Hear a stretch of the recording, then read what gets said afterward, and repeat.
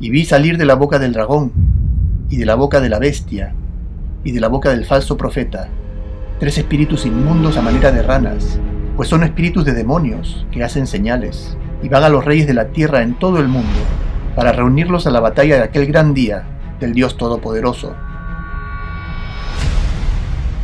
El enigmático tiempo del fin, tiempo de confusión y violencia, tiempo de seducción y engaño, de la más perversa maldad, de locura colectiva, de tinieblas disfrazadas de luz, tiempo de demonios que hacen señales por todo el mundo. ¿A quién creer? ¿A quién seguir? ¿Dónde estaremos a salvo de la tormenta que se avecina?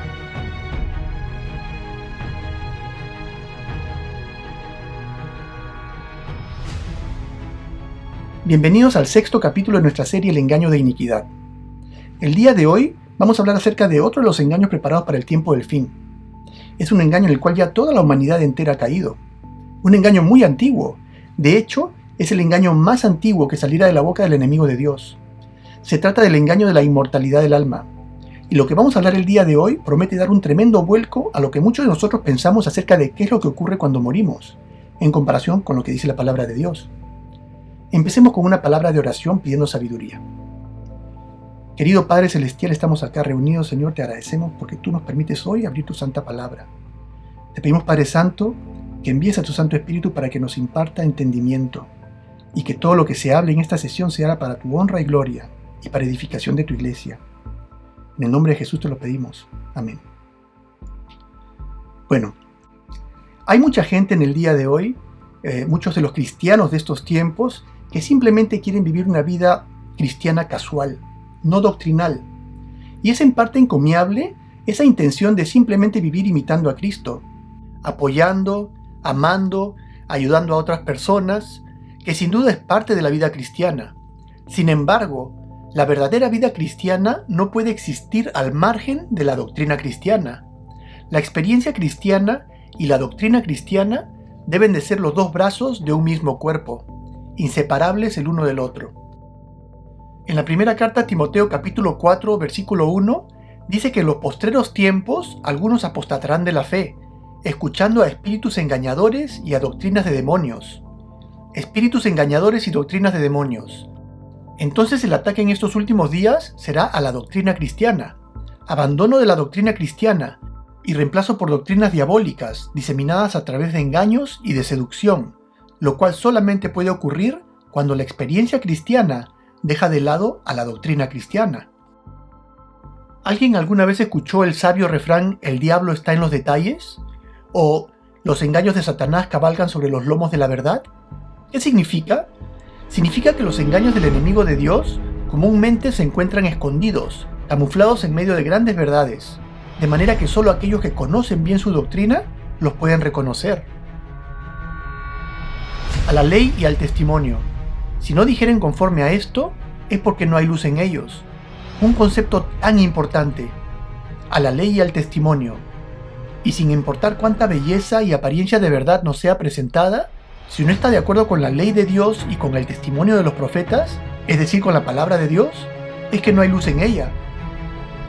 Y si no hay luz en ella, es porque se trata de un engaño de las tinieblas. Y como dije antes, la gran controversia que dividirá la humanidad en el tiempo del fin será la infame ley dominical, que ya vemos empezar a asomarse en el horizonte. Un mandato de irrefutable naturaleza religiosa, aunque abriéndose camino escondido en medio del mundo de la política, la ecología, y cuya llegada al mundo aún se valdrá de los más extraordinarios e inesperados medios de persuasión, que sin duda engañarán a miles de millones de los pobladores del planeta. Entre los que se encuentra un arma que el diablo ha estado preparando desde hace varios siglos, precisamente para ser usada en este tiempo tan importante que estamos viviendo. ¿Qué es?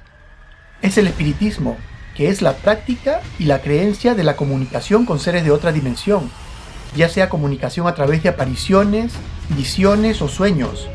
Una situación muy particular que veremos ocurrir mucho más en un futuro cercano, donde la humanidad será sorprendida con una avalancha de eventos paranormales demoníacos, bajo el disfraz de apariciones. Miles de personas por todo el mundo, y especialmente en los Estados Unidos de América, serán visitadas por espíritus de demonios, haciéndose pasar por sus familiares fallecidos, por seres de otras partes de la galaxia, y hasta por el mismo Jesucristo y la Virgen María.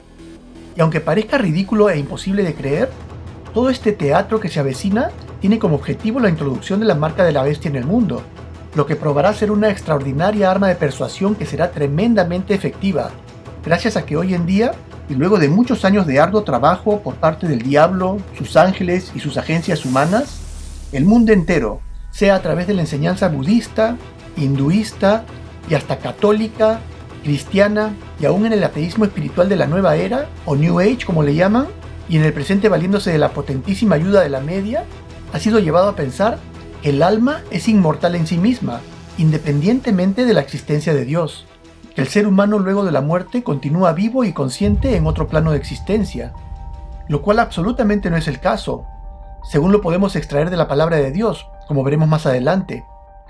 Y por supuesto también está el espiritismo disfrazado de las llamadas experiencias o encuentros del tercer tipo, comunicación extrasensorial o astral con supuestos seres no humanos, ya sea de otras dimensiones o de otras partes del cosmos, que también jugará un importante rol en persuadir a esta confundida humanidad.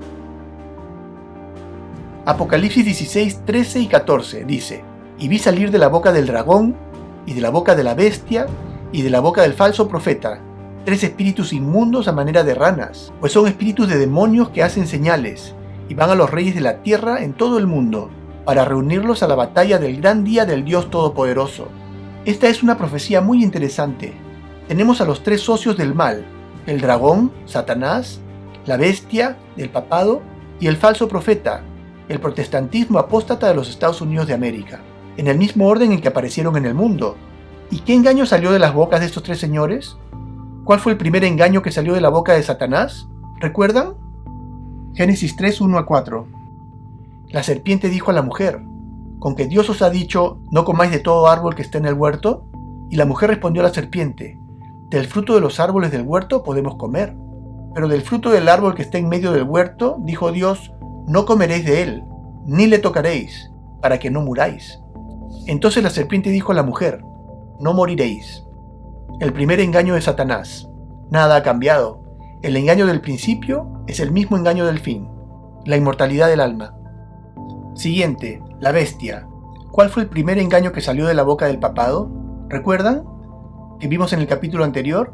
El mismo año de su nacimiento, la Iglesia Católica en el Tercer Concilio de Orleans, en el año 538, declaró al domingo como el Día del Señor.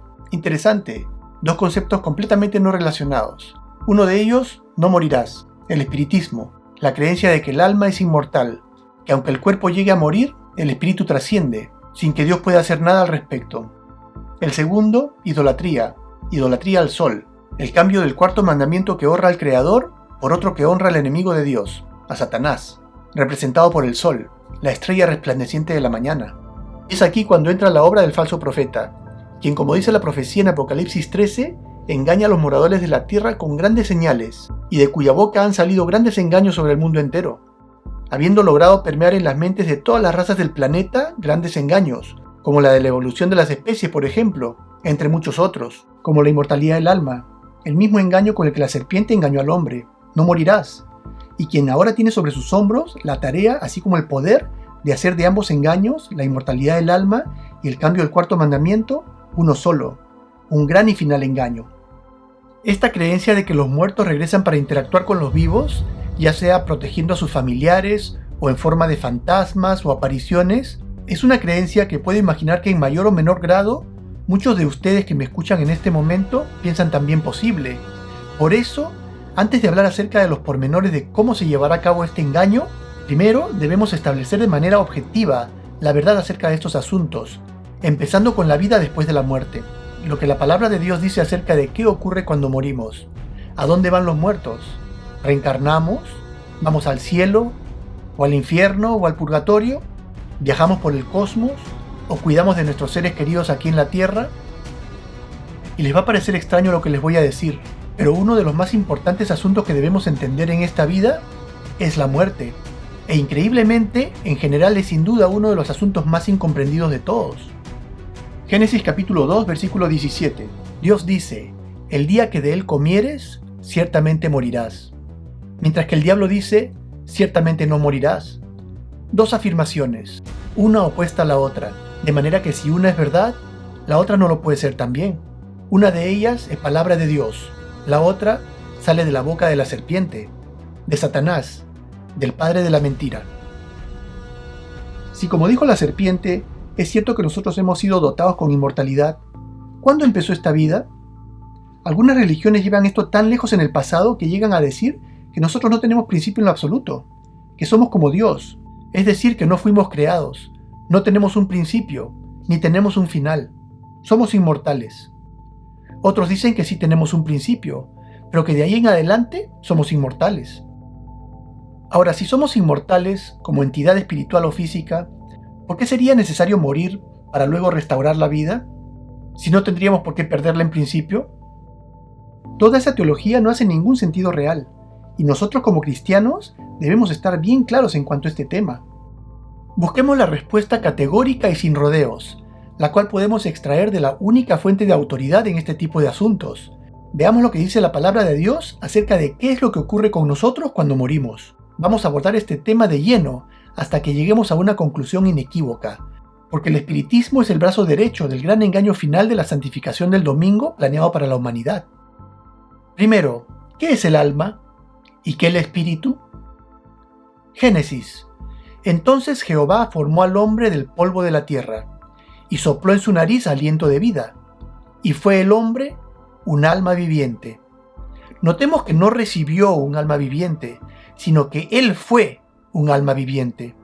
De manera que si el alma viviente se compone del polvo de la tierra y el aliento de vida, el misterio de la muerte debe consistir en la remoción del aliento de vida, de manera que los componentes empiecen un proceso de descomposición, de desintegración, de regreso al polvo de la tierra. ¿Es el aliento de vida un ser viviente irracional? ¿O es el alma viviente un ser viviente irracional? De hecho, que el polvo de la tierra no es un ser viviente irracional. Entonces, ¿qué es este aliento?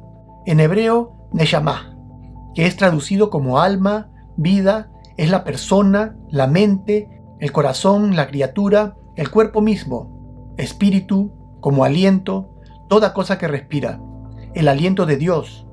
La otra palabra usada es la palabra ruaj, espíritu, viento, aliento, mente, vena, aire, enojo, coraje. Todas estas connotaciones están imbuidas en esta palabra, pero básicamente estamos hablando del don o poder divino que causa la vida, el intercambio gaseoso, el metabolismo. Si comparamos a dos animales, uno vivo y el otro acabado de morir, bioquímicamente ambos son idénticos. La única diferencia es que uno de ellos tiene intercambio gaseoso, metabolismo, y está vivo. Ahora, cuando este metabolismo cesa, la criatura está muerta. Entonces, ¿el metabolismo es un ser viviente o es un fenómeno de vida? Porque lo que sucede a los hijos de los hombres y lo que sucede a las bestias, un mismo suceso es. Bueno, a través de la ciencia sabemos que la vida del hombre, sus procesos metabólicos, respiración, etc., que ocurren en el ser humano, no son diferentes a los que ocurren a los animales, y la Biblia concuerda con eso. Así como mueren los unos, así mueren los otros, y una misma respiración tienen todos, ni tiene más el hombre que la bestia. Eclesiastés 3:19. Entonces la Biblia es muy clara, no hay diferencia entre el aliento de vida dado al hombre y el dado a los animales, y una vez que este aliento, este principio de vida es removido, ellos mueren. Entonces la pregunta, ¿este ruaj, este principio dador de vida, es una entidad separada? La Biblia dice que no. Es la vida que solo Dios puede dar, y también quitar, y dar otra vez. ¿Entonces hay una existencia consciente después de la muerte? Tenemos que preguntar a la Biblia acerca de eso. Entonces el alma es lo que soy, un alma viviente, consiste del polvo de la tierra, además de este poder divino que causa la vida, el proceso metabólico de vida, el aliento, el ruaj, el espíritu que Dios coloca en nosotros. Y si tenemos ambos, entonces somos personas vivientes, criaturas, con una mente que piensa, un hombre propiamente dicho, la creación viviente de Dios. El polvo de la tierra, sumado al aliento de vida, hacen un alma viviente. Los dos juntos hacen vida. Al morir es cuando ambos vuelven a separarse. Lo leemos en Eclesiastés 12:17. Y el polvo vuelve a la tierra como era, y el espíritu vuelve a Dios que lo dio. Aquí al aliento de vida se le llama espíritu. Entonces, ¿qué es el espíritu que regresa a Dios al morir? Vamos a dejar que la Biblia nos lo diga. Job capítulo 27, versículo 3. Que todo el tiempo que mi aliento esté en mí, y el espíritu de Dios está en mis narices. Aquí está hablando del aliento de vida. Entonces el aliento de vida de Dios y el espíritu que recibimos de Dios son la misma cosa. Santiago 2:26 dice que el cuerpo sin espíritu está muerto.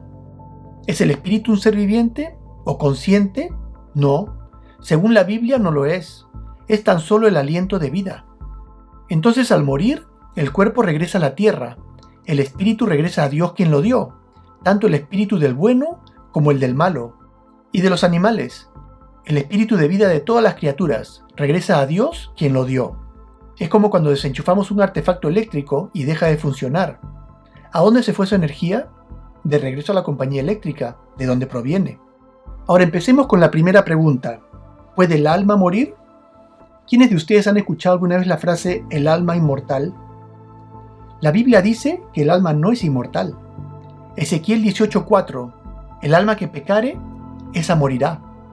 La Biblia usa el término alma 1600 veces. ¿Y saben cuántos pasajes de la Biblia dicen que el alma es inmortal? Ni uno solo. Ni uno solo de 1600. ¿No les parece insólito escuchar eso? Con tantos pastores predicando acerca del alma inmortal, tanta gente cantando acerca del alma inmortal, aunque la Biblia no dice ni una sola vez que el hombre tiene un alma inmortal.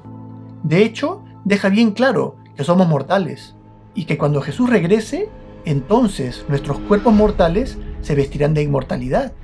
En la primera carta a Timoteo capítulo 6 versículos 15 y 16 dice: El Rey de Reyes y Señor de Señores, el único que tiene inmortalidad. Entonces esta enseñanza tan perniciosa que ha inundado todo el mundo cristiano, de que todos somos inmortales y que luego de que morimos, ya sea vamos a vivir por siempre quemándonos en el infierno o vamos a vivir por siempre en el cielo, la Biblia no enseña eso. La Biblia dice que de tal manera amó Dios al mundo que ha dado a su Hijo unigénito, para que todo aquel que en Él cree no se pierda, mas tenga vida eterna, inmortalidad. De otra manera, uno perece, muere. Dos caminos: castigo con la muerte para los malos, o recompensa de vida eterna para los que siguen a Cristo. ¿Y cuándo es que los justos recibirán su recompensa? Veamos qué dice la Biblia.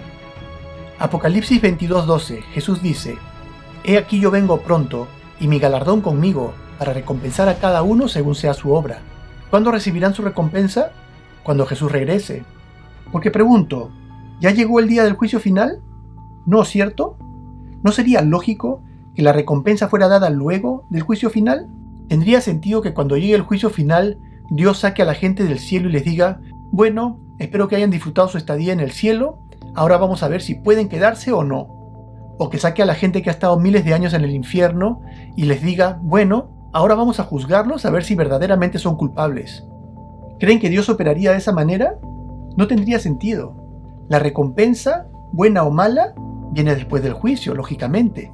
En Lucas 14, versículos 13 y 14, Jesús vuelve a decir: Mas cuando hagas banquete, llama a los pobres, a los mancos, a los cojos y a los ciegos, y serás bienaventurado, porque ellos no te pueden recompensar, pero te será recompensado en la resurrección de los justos.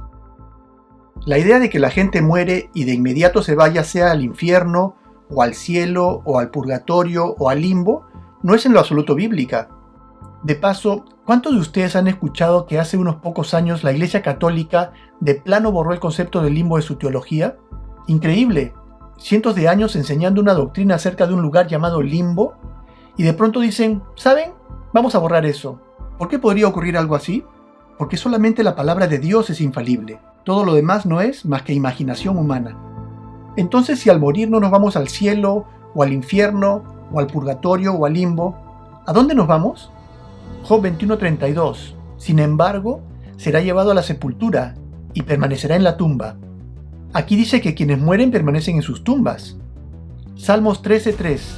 Considérame y escúchame, oh Señor Dios mío, ilumina mis ojos, para que no duerma el sueño de la muerte. Aquí compara la muerte con un sueño, lo que nos lleva a la siguiente pregunta.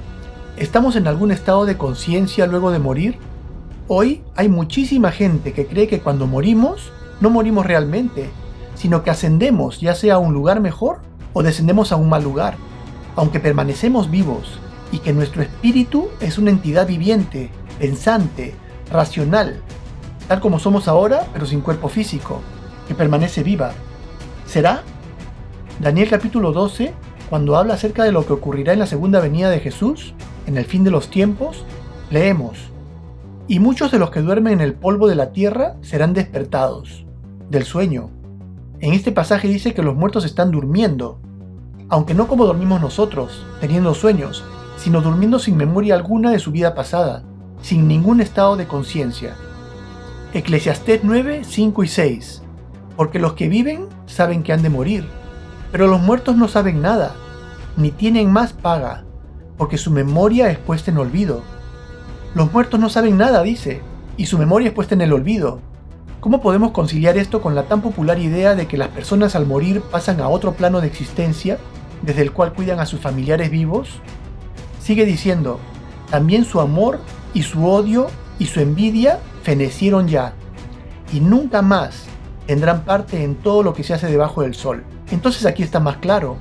Dice que todos sus sentimientos dejaron de ser, y que nunca más podrá participar en los asuntos de los vivos. No podrán aparecerse ni en los sueños, ni en forma alguna, ni por amor a sus familiares, ni por odio a sus enemigos, ni para jalarles las patas, porque sus sentimientos ya dejaron de existir. Bastante claro. Más adelante en el mismo capítulo de Eclesiastés sigue diciendo: todo lo que te viene a la mano hacer, hazlo según tus fuerzas, porque en la muerte, a donde vas, no hay qué, no hay obra, ni trabajo, absolutamente ningún tipo de actividad, ni ciencia, ni sabiduría, ni un estado superior de conciencia, nada. ¿Por qué entonces tanta gente piensa que pueden hallar sabiduría en los muertos? Entonces consultarle a los muertos es en vano, porque ellos no tienen la capacidad de aparecerse a nadie. Ahora, si los muertos están realmente muertos y durmiendo, y nosotros vamos a un espiritista y somos confrontados con estas entidades espirituales, ¿quiénes podrán ser entonces? Si sabemos que seguramente no pueden ser los muertos, entonces deben ser otras entidades que se hacen pasar por ellos. ¿Será posible que la Biblia esté correcta al hablar acerca de ángeles caídos? ¿Y que estos ángeles caídos quieren engañar a los hombres? ¿Y que sean ellos quienes en realidad están personificando y haciéndose pasar por los espíritus de nuestros fallecidos? ¿Enseñándonos como sabiduría un conocimiento que es contrario a lo que nos enseña la palabra de Dios? ¿Será posible?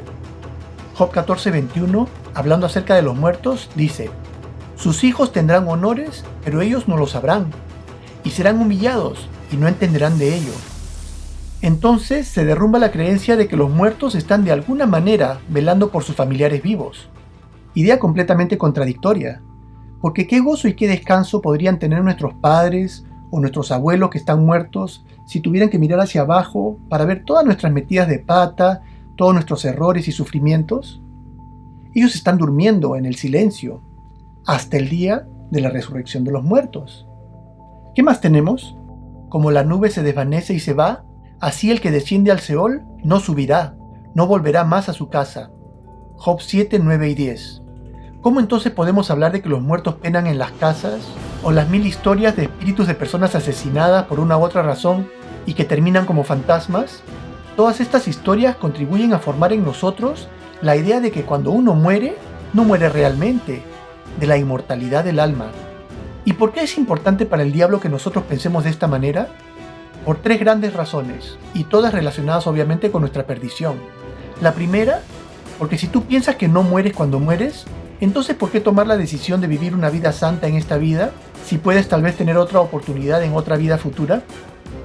La segunda razón es que tal creencia nos lleva al espiritismo, a normalizar y aceptar la posibilidad de comunicarnos con los muertos, actividad prohibida por Dios.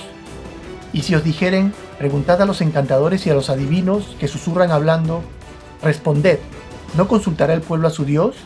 ¿Consultará a los muertos por los vivos? Isaías 8:19.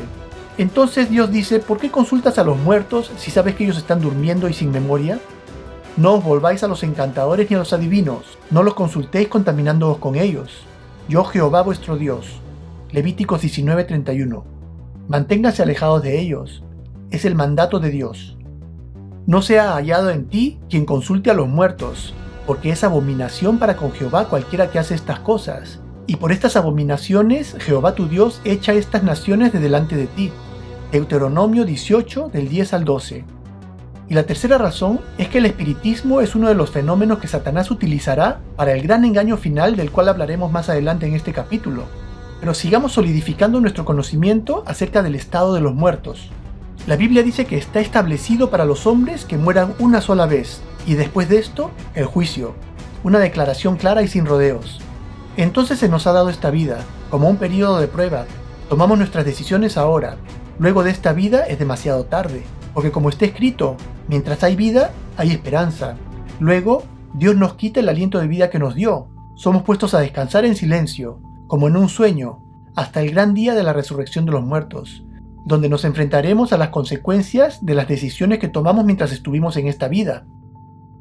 No confiéis en los príncipes, ni en el Hijo de Hombre, porque no hay en él salvación, pues sale su aliento y vuelve a la tierra, y en ese mismo día perecen sus pensamientos. Una explicación bastante concisa, nada que interpretar, simple. Morir es perder el aliento de vida, dejamos de ser un alma viviente, y nuestros pensamientos dejan de existir, se extinguen. Entonces no debo ir a los muertos, según las Escrituras, para hallar conocimiento o lo que sea del más allá, porque nada bueno voy a conseguir, y si consigo respuestas, definitivamente no pueden ser de los muertos. En Salmo 115:17 dice que los muertos ni siquiera pueden alabar a Dios, porque descienden al silencio. Entonces, aunque muchos piensan que al morir nos vamos al cielo y ahí estamos felices alabando a Dios, sin embargo, la Biblia dice que no es así. Regresas al polvo, desciendes al silencio. Lo mismo que leemos en Salmo 6:5, porque en la muerte no hay memoria de ti. En el Seol, ¿quién te alabará? Dios le dijo a David, y cuando tus días sean cumplidos y vengas al cielo, ¿dice eso? No dice eso. Dice, ¿y duermas con tus padres? Entonces, ¿a dónde iría David una vez muerto? ¿Al cielo? ¿Al purgatorio? Nada de eso. Dormiría, tanto él como sus padres.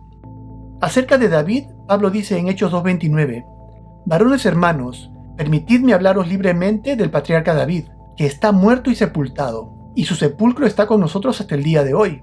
Ahí lo tienen, está muerto, enterrado, en Cristo está dormido. Luego en 13:36, porque a la verdad David, habiendo servido a su propia generación según la voluntad de Dios, durmió, y fue reunido con sus padres, y vio corrupción. Regresó al polvo. El aliento de vida que solo Dios puede dar, le fue quitado, y Dios puede dar esa vida de regreso otra vez. Entonces, según lo podemos extraer de la única autoridad en este asunto, la palabra de Dios, podemos confiadamente decir que al morir una persona pierde toda memoria de su vida pasada. No queda nada de lo que haya sentido por los demás cuando vivía, ni amor ni odio.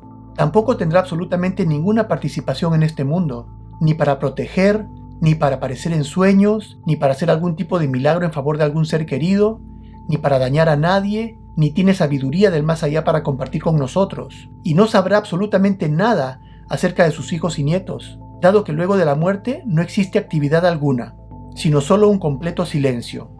¿Y qué es lo que dice Jesús acerca del estado de los muertos? En Juan capítulo 11, que trata de la muerte y resurrección de Lázaro, Jesús, al enterarse de la muerte de Lázaro, dijo, nuestro amigo Lázaro duerme, mas voy para despertarle. Dijeron entonces sus discípulos, Señor, si duerme sanará. Pero Jesús decía eso de la muerte de Lázaro, y ellos pensaban que hablaba del reposar del sueño. Entonces Jesús les dijo claramente, Lázaro ha muerto. Entonces, ¿con qué comparó Jesús la muerte? Como siempre, como escrito está, según hemos podido leer, con el sueño. Además, si como se cree por muchos, Lázaro, quien ya tenía 4 días de haber muerto, hubiera ido al cielo, ¿por qué diría Jesús que estaba dormido? Y, si estaba en la dicha del cielo, ¿por qué resucitarlo de regreso a este mundo de dolor y sufrimiento? Sería hacerle un gran mal a Lázaro, a menos que, como dice la Biblia, en la muerte haya estado como dormido, y sus pensamientos hayan cesado por completo. Pablo, al hablar de Jesucristo, dice que Cristo murió por nuestros pecados, conforme a las Escrituras, y que fue sepultado y que resucitó al tercer día, conforme a las Escrituras, y que apareció a Cefas y después a los 12, después apareció a más de 500 hermanos a la vez, de los cuales muchos viven aún, y otros ya se fueron al cielo. No, no dice eso. Dice de los cuales muchos aún viven y otros ya duermen. Entonces, según hemos aprendido, ¿están los muertos en el cielo con Jesús? No dice eso. ¿Están paseando en el paraíso? Tampoco dice eso. Literalmente dice que están en un estado similar al sueño de los vivos, en completo silencio. ¿Y hasta cuándo permanecerán los muertos durmiendo en sus tumbas? Job 14:12. Así el hombre yace y no vuelve a levantarse. Hasta que no haya cielo, no despertarán, ni se levantarán de su sueño. Acostados en sus tumbas hasta que no haya cielo. ¿Cuándo será que no haya cielo? Segunda de Pedro 3:10. Pero el día del Señor vendrá como ladrón en la noche, en el cual los cielos pasarán con gran estruendo, y los elementos ardiendo serán deshechos, y la tierra y las obras que hay en ella serán quemadas. Entonces los muertos estarán acostados en sus tumbas hasta aquel día cuando los cielos no hayan más, hasta el día del Señor. Y hasta ese momento ellos están descansando. ¿Estamos acabando con la confusión? Contrastemos esto con lo que dice Pablo en 1 de Tesalonicenses capítulo 4. Tampoco queremos, hermanos, que ignoréis acerca de los que duermen. Noten que no dice acerca de los que están en el cielo con Jesús, sino los que duermen, para que no os entristezcáis como los otros que no tienen esperanza. Porque si creemos que Jesús murió y resucitó, así también traerá Dios con Jesús a los que durmieron en él, a los cristianos que murieron. Por lo cual os decimos esto en palabra del Señor, que nosotros que vivimos, que habremos quedado hasta la venida del Señor, no precederemos a los que durmieron, porque el Señor mismo, con voz de mando, con voz de arcángel y con trompeta de Dios, descenderá del cielo, y los muertos en Cristo resucitarán primero. Entonces Job dice que los muertos resucitarán cuando ya no haya cielo. Pedro dice que ese día en que el cielo deje de ser, es el día de la segunda venida de Jesucristo. Y Pablo une ambos conceptos diciendo que la resurrección de los muertos ocurrirá en la segunda venida de Jesucristo. ¿Será lógico pensar que estos muertos en Cristo van a bajar del cielo donde supuestamente viven ya felices con Cristo para regresar a sus cuerpos muertos y luego resucitar para encontrarse otra vez con Cristo? Es completamente ilógico. Según la Biblia lo describe, es que están durmiendo. Los que durmieron resucitarán el día de la segunda venida de nuestro Señor. Luego nosotros, los que vivimos, los que hayamos quedado, seremos arrebatados juntamente con ellos en las nubes para recibir al Señor en el aire, y así estaremos siempre con el Señor. Entonces, en resumen, dice que cuando Jesús regrese, al fin del tiempo, no antes, el pueblo de Dios, es decir, los santos de todas las épocas, desde Adán, Noé, Abraham, David, los profetas, María, los apóstoles de Jesús y los perseguidos por la Roma imperial, los asesinados por la Roma papal en los 1260 años del oscurantismo europeo, los waldenses, los reformadores y todos los cristianos comprometidos de todas las épocas resucitarán, y todos los cristianos que hayan sobrevivido a la última tribulación serán arrebatados junto con aquellos resucitados para encontrarnos con Cristo en el aire y nos llevará al cielo, mientras que en la tierra todo se quemará. Los cielos pasarán con gran estruendo y los elementos ardiendo serán deshechos, y la tierra y las obras que en ella hay serán quemadas. El mundo y los malos llegarán todos a su fin. Verdad bíblica. Y durante todo el tiempo transcurrido entre la muerte de los santos y su resurrección en el tiempo final, ya sean 10 años, o sean 1000 años, o sean 10 días, todos los muertos permanecerán esperando en un estado de sueño, en completo silencio e inactividad. Y por supuesto también hemos podido leer que los injustos, los pecadores que han muerto, también están en el mismo estado que los justos, también están durmiendo el sueño de la muerte, y ellos también van a resucitar, aunque en otro momento. De manera que ni el cielo está lleno de santos en el presente, ni tampoco el infierno está lleno de pecadores. Y por supuesto que no encontraremos en la Biblia ni una sola palabra, ni remotamente parecida al concepto católico de un purgatorio. Todo eso exactamente podemos extraer de la palabra de Dios. Sigamos leyendo. 1 de Corintios 15, 22 y 23. Esto para mí es un jaque mate, mis amigos. ¿Quedará alguna duda de cuándo nos iremos al cielo? ¿De cuándo la recompensa será dada? Porque así como en Adán todos mueren, también en Cristo todos serán vivificados, pero cada uno en su debido orden. Hay una secuencia clara, un orden establecido por Dios. ¿Cuál es el orden? Primero Cristo, con Él resucitaron las primicias, o los primeros frutos, aquellos que resucitaron con Cristo. ¿Recuerdan? Cuando Cristo murió, que otros también resucitaron con Él. Lo leemos en Mateo capítulo 27, versículos 50 al 52. Luego, terceros en orden, los que son de Cristo. ¿Cuándo? En su segunda venida. Sigue diciendo en los versículos 51 a 53. Todos seremos transformados, en un momento, en un abrir y cerrar de ojos, a la final trompeta. ¿Ya sonó la final trompeta? ¿No, cierto? ¿Cuándo ocurrirá esta transformación? Porque se tocará trompeta, y los muertos serán resucitados incorruptibles, porque es necesario que esto corruptible se vista de incorrupción, y, escuchen esto mortal se vista de inmortalidad.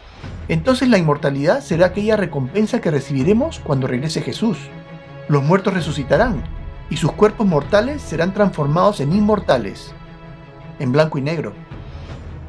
Si el hombre muriere, ¿volverá a vivir? Esperaré todos los días de mi tiempo señalado, hasta que venga mi cambio. Entonces llamarás, y yo te responderé. Tendrás afecto por la hechura de tus manos. Job 14, 14 y 15.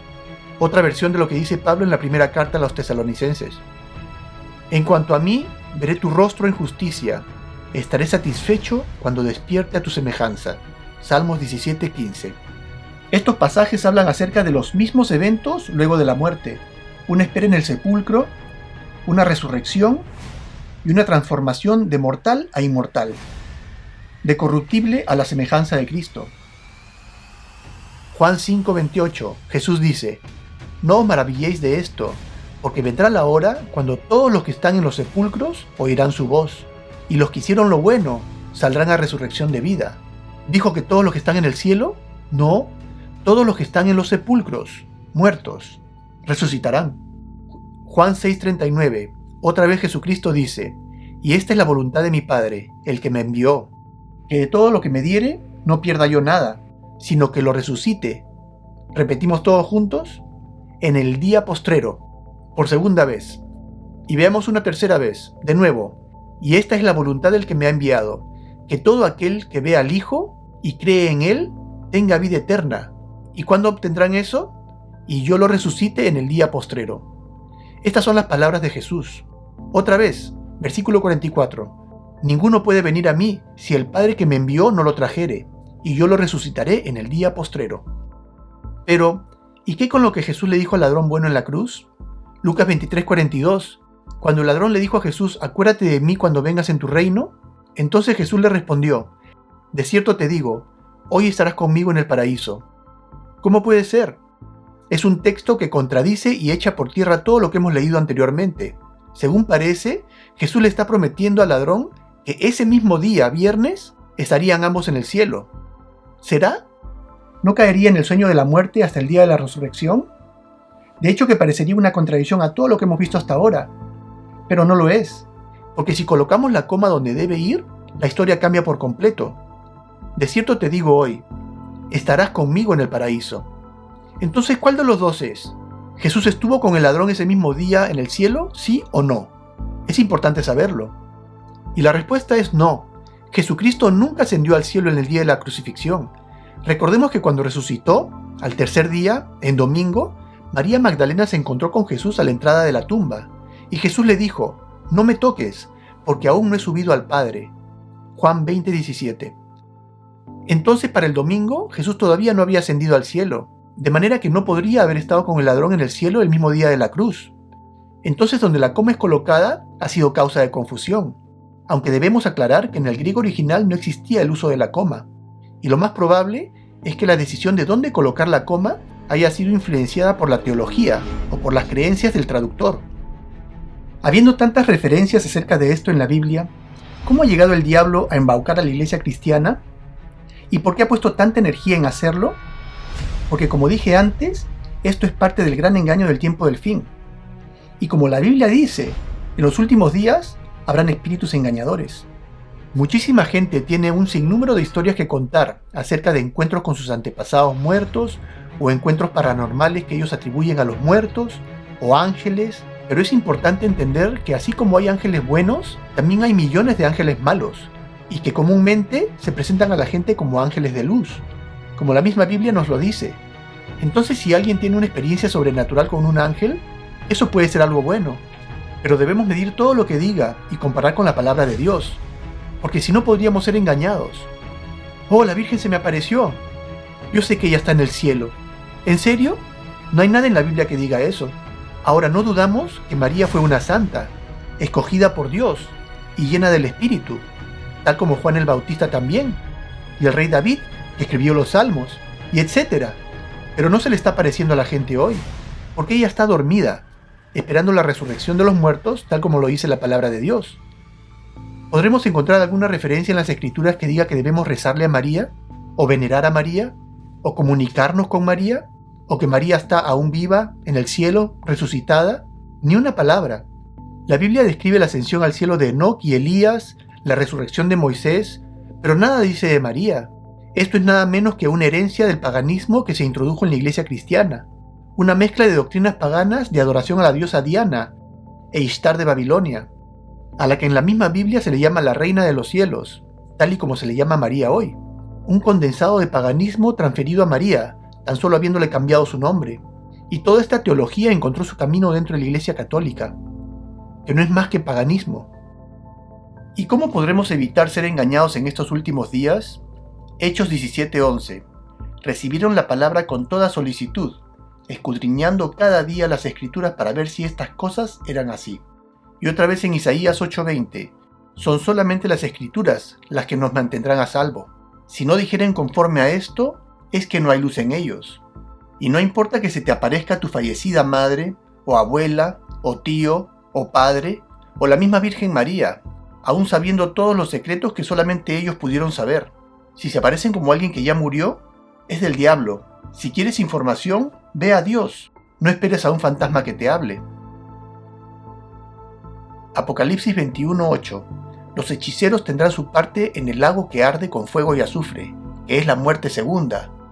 Dios es tan claro en su mandato de que no nos involucremos en este tipo de cosas, que es categórico en decir que quienes lo hagan encontrarán su lugar en el fuego del infierno. Entonces esta creencia de la vida después de la muerte y las prácticas de consultar a los muertos son de origen pagano, que han sobrevivido hasta el día de hoy, y hasta se ha logrado fusionar como parte de las creencias de la iglesia cristiana, como el rezarle a los santos, por ejemplo, aunque el mandato de Dios es claro, que no debemos tener nada que ver con ninguna de estas situaciones, porque son una abominación a los ojos de nuestro Dios. Ahora, si tuviéramos que comparar lo que dice la palabra de Dios con cualquier otro escrito, sea católico, budista o metafísico de cualquier origen, ¿a quién debemos creer? ¿A la palabra de Dios o a palabras humanas? Especialmente cuando entre ambas se encuentra una contradicción. Debemos ser claros en cuanto a este asunto. Creer en cualquier postulado que contradiga la verdad bíblica es llamar a Dios mentiroso, de manera que, como está escrito, antes bien sea Dios veraz y todo hombre mentiroso. Aquí dejo otras citas bíblicas para sellar este concepto y para nuestro completo convencimiento. Hace unos días una amiga mía me cuenta que recibió la llamada telefónica de un familiar de ella de otro país que le contó con lágrimas en los ojos que había visto a su madre fallecida, a la madre fallecida de mi amiga, en su cama del hospital. Este familiar de ella la habían admitido al hospital para ser operada y no recuerda exactamente si fue antes o durante o luego de su operación, que sí recuerda vívidamente haber visto a este familiar, a la madre fallecida de mi amiga, sentada al pie de la cama sonriéndole. Entonces esta persona, su familiar, la llama conmovidísima, con lágrimas en los ojos, como dije, a contarle en medio de sollozos cómo recordaba a la madre fallecida de mi amiga, que estaba sentada sonriéndole al pie de la cama del hospital. Ahora yo les pregunto, según la palabra de Dios, ¿es posible esto? ¿Es posible que un muerto despierte de aquel sueño en el cual está sumido, según lo dice la palabra de Dios, para consolar a los familiares vivos? ¿Tienen los muertos sentimientos hacia los que aún están vivos? ¿Tienen conciencia acerca de la vida de sus familiares vivos? ¿Tienen algún conocimiento o sabiduría especial?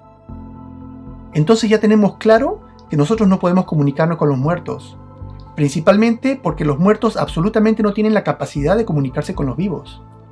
¿Pero por qué hemos aprendido todo esto? ¿Qué importancia tiene todo lo que hemos aprendido el día de hoy?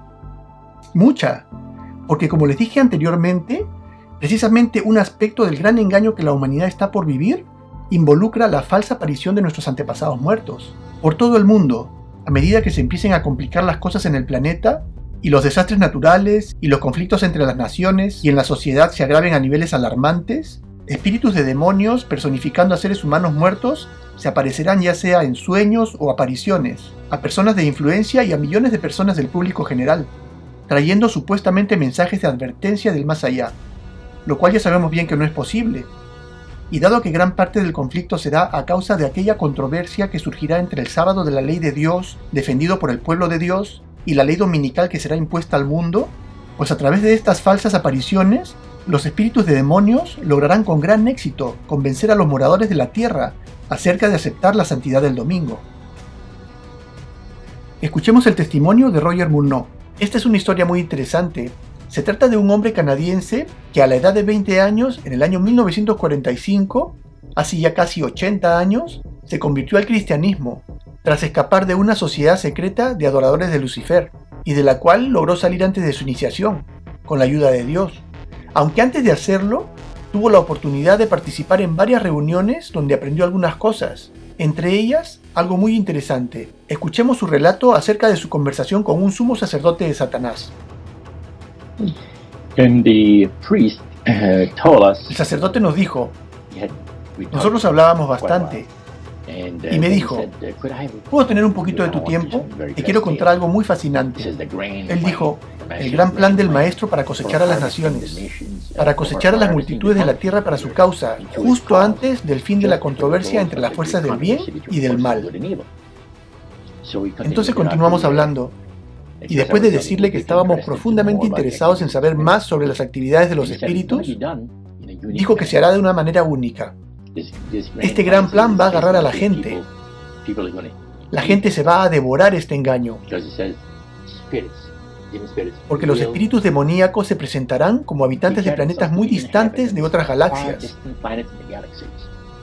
que vienen a advertir a los habitantes del planeta Tierra de la inminente destrucción del planeta, a menos que se haga algo seriamente adecuado para evitarlo. ¿Qué dijo? Según nos dice, en esta conversación que tuvo hace ya 80 años, el sacerdote satanista le habla de un engaño de Satanás planeado para este tiempo, donde los espíritus de demonios se harían pasar por seres de otros planetas, y nos engañarán haciéndonos pensar que están aquí para ayudarnos a través de terribles desastres. Pero no solo eso, sigamos escuchando. Las personas afirmarán tener experiencias extracorporales. ¿Estás familiarizado con las experiencias extracorporales? En otras palabras, hay algunas personas que se supone que pueden, ya sabes, creen en el alma inmortal, viaje astral. Sí, claro. Van a diferentes partes del mundo, ven cosas y regresan, y luego escriben todo sobre ello. Entonces, debido al hecho de que millones de personas en la Tierra creen que tienen un alma inmortal, es fácilmente aceptado que cuando los espíritus, a través de un transmedium, conversen con personas influyentes. Ahora bien, ¿qué es un transmedium? Es un canalizador de hoy, lo que hoy se conoce como un canalizador. Ok, la experiencia de Shirley MacLaine, al involucrarse con el espiritismo y con habitantes de planetas lejanos de las galaxias. Lo grabé todo, fue de 3 horas. Aquí empieza a hablar de espiritismo, de cómo los demonios también lograrían engañar al mundo de 2 maneras. Una de ellas, haciendo que mucha gente experimentara viajes astrales y experiencias extracorporales, buscando reforzar la creencia de la inmortalidad del alma. Y la otra, que a través del espiritismo, estos demonios se aparecerían a las personas de influencia, haciéndose pasar por espíritus de personas muertas, y también bajo el disfraz de extraterrestres, buscando convencerlos de seguir sus instrucciones con el objetivo de evitar la extinción de la raza humana. Y menciona a Shirley MacLaine, una artista de su época, quien para el tiempo de la entrevista se hizo notoria por hacer públicos sus supuestos encuentros con seres extraterrestres, y por difundir esta misma idea de la inmortalidad del alma independiente a la voluntad de Dios, que supuestamente aprendió de ellos. Escuchemos a Shirley MacLaine en el show de Oprah Winfrey, en el año 1986, en que se presenta una trama donde una supuesta televidente llama al programa para hacerle una pregunta al artista acerca de la inmortalidad del alma. Escuchemos. Hi, Oprah. Hola Oprah, Hola Shirley. Shirley, he leído tus libros y creo completamente tu mensaje. Aunque hace 4 semanas mi hijo de 20 meses falleció, mi esposo y yo creemos profundamente en nuestro interior que él va a regresar a nosotros, que va a venir de regreso. Pero cuando le decimos esto a la gente, nos miran como si fuéramos locos. Y me pregunto, ¿es común sentirse de esta manera? ¿Es posible que él regrese a nosotros? Y escuchemos lo que Shirley MacLaine responde. Primero que nada, es tu pensamiento. Entonces es tu verdad. Es tu sentimiento de todo corazón. Segundo, la gran verdad cósmica universal para mí es que nada muere jamás. Y todo está simplemente en estado de transición. La naturaleza nos enseña eso. Mírala, vuelve cada primavera y muere cada invierno. Muere, por decirlo de alguna manera. Yo pienso que buscando hacer frente a semejante tragedia, debes respetar la libertad de esa alma que no era solamente de 20 semanas de edad, era un alma muy antigua, obviamente enseñándoles a ti y a tu esposo algo, y ahora que tú lo has traído al show, con tantos televidentes que tiene Oprah, enseñándoles a ellos algo también. Cuando alguien muere, respeta su deseo de hacerlo, porque la muerte es tan solo una expansión hacia un mucho más elevado estado de conciencia, es un renacimiento. La muerte es solo una transición a una vida mucho más grandiosa. Nosotros tendemos a pensar que esto es todo lo que existe. Y esta es la belleza de esta filosofía. Y lo que yo pienso que es la gigantesca verdad es que nada muere jamás. Así que esa alma no es un alma pequeña, es una gran alma que ha hecho eso. Yo pienso que encontrarás una guía en él, si te abres a hacerlo. ¿Ah? ¿Qué les parece? Ciertamente no morirás. ¿Les suena familiar? Se me presentó el engaño de los mediums espiritistas, y vi que Satanás puede poner ante nosotros la apariencia de formas que simulan a nuestros parientes muertos, o hasta amigos que duermen en Jesús. Logrará hacer parecer como si estos muertos estuvieran presentes en realidad.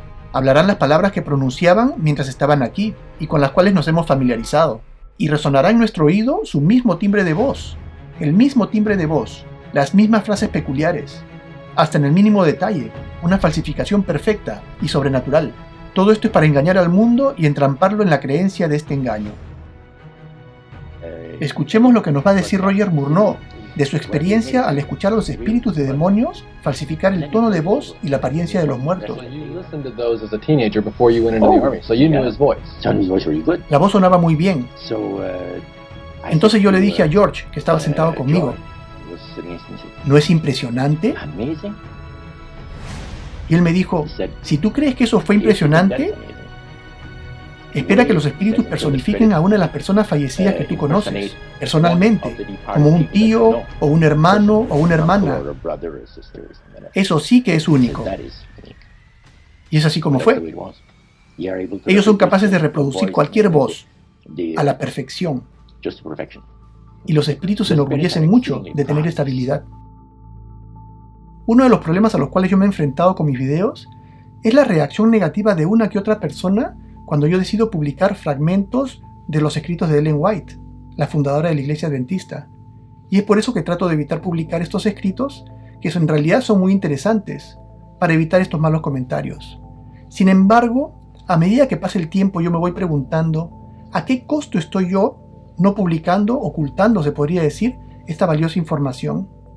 Porque ahora que estamos comenzando a ver, especialmente en el tiempo presente, cuando estamos viendo ya los esbozos e iniciativas de lo que podría convertirse en una ley dominical, yo pienso que cada vez es más importante, y también si comienza a proliferar este fenómeno paranormal del que estamos hablando en este capítulo, va a llegar un punto en el cual va a ser inevitable comenzar a mencionar todo lo que Ellen White tiene que decir acerca de este asunto, que es muy valioso y muy importante. Y yo pienso que hasta el más escéptico de las personas va a tener que comenzar a escuchar, ¿no creen? Mediante los dos grandes errores, la inmortalidad del alma y la santidad del domingo, Satanás someterá al pueblo a sus engaños. Mientras el primero sienta las bases del espiritismo, el segundo crea un vínculo de simpatía con Roma. Los protestantes de los Estados Unidos serán los primeros en extender sus manos a través del Golfo para agarrar la mano del espiritismo. Se extenderán sobre el abismo para estrechar la mano del poder romano. Y bajo la influencia de esta triple unión, este país seguirá los pasos de Roma al pisotear los derechos de la conciencia y se convertirá en la imagen de la bestia. Vi que los santos deben tener cabal comprensión de la verdad presente, que se verán obligados a extraer de las Escrituras, deben comprender el estado en que se hallan los muertos, porque los espíritus diabólicos se les aparecerán aseverando ser queridos parientes o amigos, que les declararán doctrinas contrarias a la Escritura, como la santidad del domingo, por ejemplo, y harán cuanto puedan para excitar su simpatía, y realizarán milagros ante ellos para confirmar sus declaraciones. ¿Estamos entendiendo? No serán solamente apariciones, sino apariciones acompañadas de milagros. Pausen este video y lean esto hasta que lo entiendan bien. El pueblo de Dios debe estar preparado para rechazar a estos espíritus con la verdad bíblica de que los muertos nada saben y que los aparecidos son espíritus de demonios. Lámpara a mis pies es tu palabra y lumbrera a mi camino. La humanidad del tiempo del fin se prepara para enfrentar el más poderoso engaño de todos los tiempos, y solamente aquellos que se apoyen en la palabra de Dios podrán hacerle frente. Debemos entender y examinar bien el fundamento de nuestra esperanza, porque tendremos que dar razón de ella con las Escrituras. Este engaño se extenderá, y tendremos que luchar contra él cara a cara, y si no estamos preparados para ello, quedaremos engañados y vencidos. Pero si por nuestra parte hacemos todo lo que podamos a fin de prepararnos para afrontar el conflicto que se avecina, Dios hará su parte y nos protegerá con su brazo omnipotente. Enviará a todos los ángeles de la gloria para levantar una valla alrededor de todas las almas fieles antes de permitir que las engañen y extravíen con falaces prodigios de Satanás. Solo los que hayan estudiado diligentemente las Escrituras y hayan recibido el amor de la verdad en sus corazones serán protegidos de los poderosos engaños que cautivarán al mundo. Gracias al testimonio bíblico, descubrirán al engañador bajo su disfraz. El tiempo de prueba llegará para todos. Por medio del filtro de la tentación se reconocerá a los verdaderos cristianos. ¿Se sienten los hijos de Dios actualmente bastante firmes en la palabra de Dios para no ceder al testimonio de sus sentidos? ¿Se atendrán ellos en semejante crisis a la Biblia y a la Biblia solamente? Si le fuera posible, Satanás les impedirá que logren la preparación necesaria para estar firmes en aquel día. Dispondrá las cosas de modo que el camino les esté obstruido, los aturdirá con bienes terrenales, les hará llevar una carga pesada y abrumadora, para que sus corazones se sientan cargados con los cuidados de esta vida, y que el día de la prueba los sorprenda como ladrón. El conflicto de los siglos. ¿Alguna semejanza con la realidad? Yo creo que sí. Hace varios años, cuando yo empecé a trabajar de dentista en Estados Unidos, y estaba emocionado con la cantidad de dinero que recibía, le contaba a un amigo mío, un amigo mayorcito de 65, 70 años, un gran amigo mío, acerca de mis planes, de mis proyectos, de mis ambiciones, lo que quería comprarme, mi casa, en fin. Y él me escuchaba pacientemente hasta que en algún momento él me dijo: ten cuidado, porque todo aquello que tú tienes, te tiene. Una frase llena de sabiduría. Todo aquello que tú tienes, te tiene. O en otras palabras, ¿quién posee a quién? ¿Eres tú el dueño de tu perro? ¿Quién sirve a quién? ¿Quién alimenta y cuida a quién? ¿Tu casa? ¿Tu auto? ¿Tu suscripción? ¿Tienes piscina? ¿Renovaste tu cocina? ¿O tu closet? ¿Tienes aire acondicionado? ¡Qué bien! ¿Alguna vez lo has tenido que arreglar? Tiempo, mente, dinero, tiempo precioso que pudiste utilizar en aprender más de Dios. Y en cuanto más tienes, más preocupado vives, más atado a mantener lo que tienes. Todo lo que tienes, te tiene encadenado.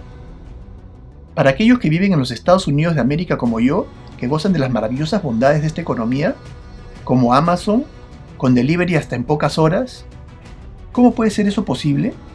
Una tienda virtual donde puedes encontrar absolutamente todo lo que tu corazón puede imaginar. ¿Qué podríamos imaginar? ¿Pañales para gallinas? Ahí está.